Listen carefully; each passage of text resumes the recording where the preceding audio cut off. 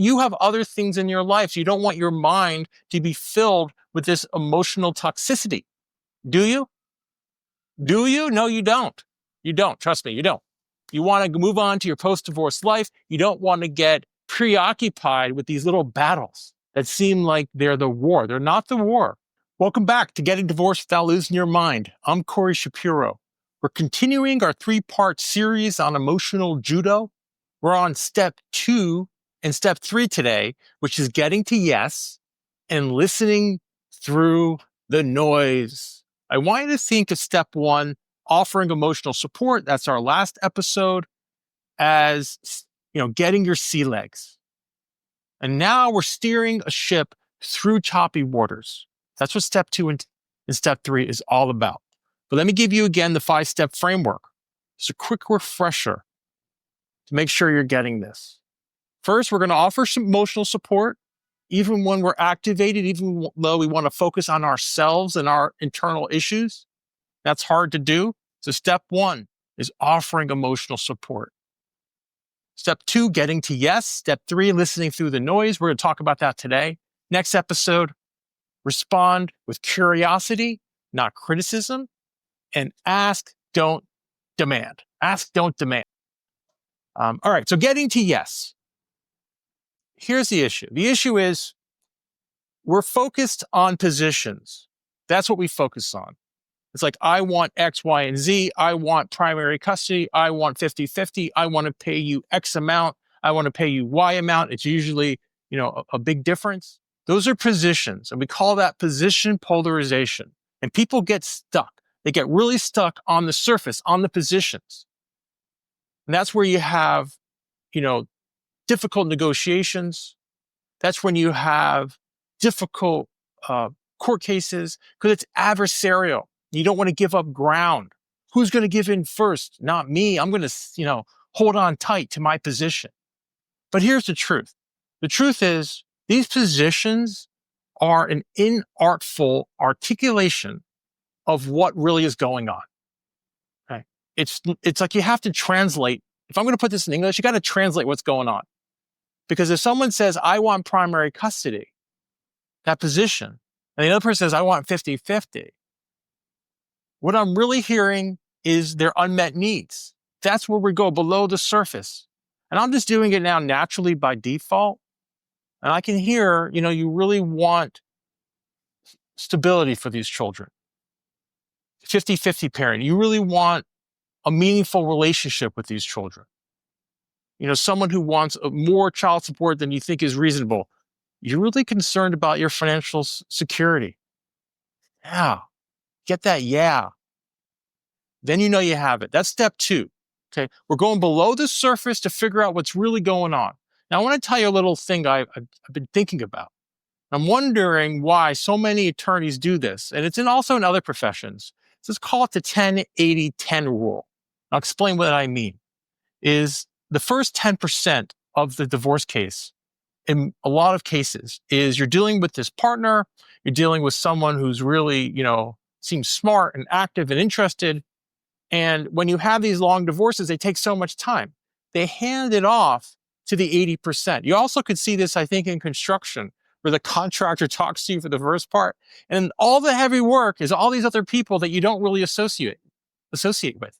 And in the law field, these are associates. These are doing the hard work. This is where Netflix is not doing any shows about the associates doing the hard work because it's boring and hard to do. And then at the end, at the final 10%, the partner or the main attorney or that contractor swoops in and makes sure everything is right. That's the 10-80-10 rule. So let's step back and think about this. If we're just polarized on our position, we're just paying the 80%. We're paying their float. We're paying their expenses.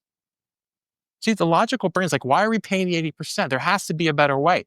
There is, but they're not going to tell you that. You got to go below the surface. You got to go to attorneys who are more collaborative, who understand these processes, or go to mediation. Mediators could be an attorney. Doesn't have to be an attorney. Some great mediators out there who are not attorneys. They might even do a better job in some cases. The point is, you need to go below the surface. And that's what step 2 is all about to get to yes. All right, step 3. This is a favorite of mine because I've really worked I've worked all these steps, but this one is really key. It's listening through the noise. Listening through the noise, the emotional noise. And it's like sort of like finding a video you like on YouTube and you get like bombarded with commercials, you get bombarded with all this, clickbait of things you don't really want to watch right now. And it's just like, I just want to watch this one video and learn something and get in, get out. That's all I want to do. You got to listen through the noise. You got to tune it out. Now, I don't think I'm that great at the noise, which I think escalates a divorce. So all I do is tune it all out. I got a filter. I just don't associate. I don't communicate. I don't fight. We just move forward. That's what we do. And that's what I would teach all my clients to do, because you have other things in your life. So you don't want your mind to be filled with this emotional toxicity. Do you? Do you? No, you don't. You don't. Trust me, you don't. You want to move on to your post-divorce life. You don't want to get preoccupied with these little battles that seem like they're the war. They're not the war. There's so many things going on in a divorce. Now, if you say, hey, how do I know what's a battle, what's a war? What moves your case forward? What do you want to get out of your divorce? If it moves it forward, that's probably more warlike. If it's just fighting over some minor issue that might not matter in 6 months, that's generally a battle. Okay? And so much money can be spent on little battles. A quick example is just getting documents from the other side. Some attorneys who are cooperative give over documents. You have to. Other attorneys, they don't give you documents and you have to fight for it. And that just wastes your budget. So listen through the noise, get to a better place. Also reminds me when I go hiking, I go hiking on the weekends in the better weather. Now it's February here in New York. It was so cold in the 20s. Now it's like in the 40s. I think it's like in the 70s. It feels so good and it's sunny. But when we go hiking, I don't really know all the paths. So I go to the same place. But if we go to somewhere new, my wife, who's been hiking since she was a kid, and let me just be clear, when I say hiking, I just mean a nature walk. I've just been a nature walk, like 90 minutes. I'm not going out for a 5-6 hour hike. It's 90 minutes with my little dog, with my wife, some friends maybe, in a beautiful place. And then we go for some food. That's what we love to do.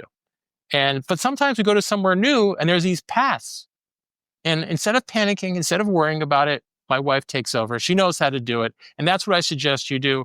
Either block the noise yourself, or have someone who can block it for you, like your attorney, who's not going to get involved in the soup, but going to block it out. Save you money, save you time, save you energy.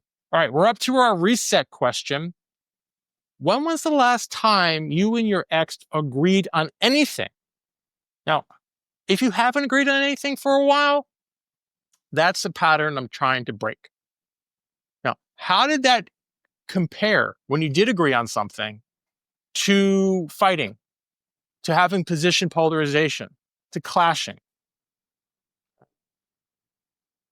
Now, I want to move you to have positive moments with your soon-to-be ex if you have children. Not so interested if you don't have children, except I just don't want you to have so much drama in your divorce. I want you to have a more simple divorce. But these negative interactions with your soon-to-be ex over minor battles really impact the post-divorce co-parenting situation. And I want you to think about that. Because, your time scale might be too limiting. And I want you to really think about long-term. And that's what I'm trying to do here with this emotional judo. All right, my final thoughts are this. This is training. This is progress. This is not perfection. If you want to check out the last 2 steps in this emotional judo, check out my next episode on this, where we talk about curiosity over criticism and asking, not demanding. I'm here to help you become more creative, less reactive in your divorce. I'm Corey Shapiro. You got this. Thank you for tuning in to the Getting Divorced Without Losing Your Mind podcast. We would love to hear your feedback. Send Corey an email to feedback@gettingdivorced.org. And if you've read his book, please consider leaving an Amazon review. This podcast offers general information only. It cannot replace legal advice. If you need tailored advice, contact an attorney licensed to practice in your area.